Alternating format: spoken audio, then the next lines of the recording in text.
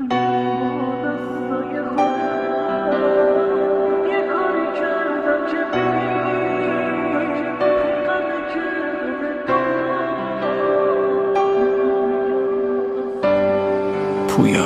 بیاتی. چرا بهت نگفتم از خودم، چرا نگفتم عاشقت شدم که نذارم خراب شه رابطمون. حالا که برات بغض خالیم، نیستی ببینی که تو چه حالیم. اگه میشه خودتو بهم برسون، من با دستای خودم یه کاری کردم که بری حقمه که همه دنیا بهم بگن مقصری.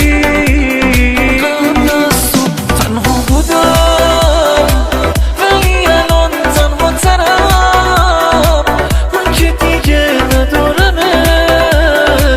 بی تو باید کجا برم.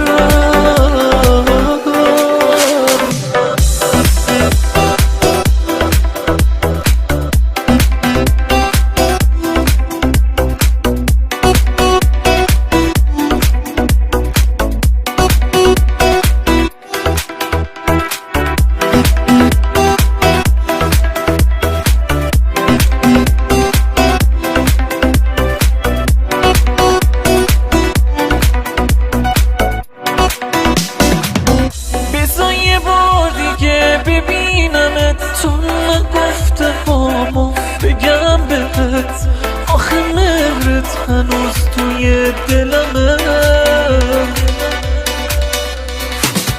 چی کشیدم از این صبوریا، چی کشیدم از سوت و کوریا، اگه مردم عشق تو قاتلمه. من با دستای خودم یه کاری کردم که بری حقمه که همه دنیا بهم بگن مقصری. قبل از تو تنها بودم ولی الان تنها ترم، من که دیگه ندارمت، بی تو باید کجا برم.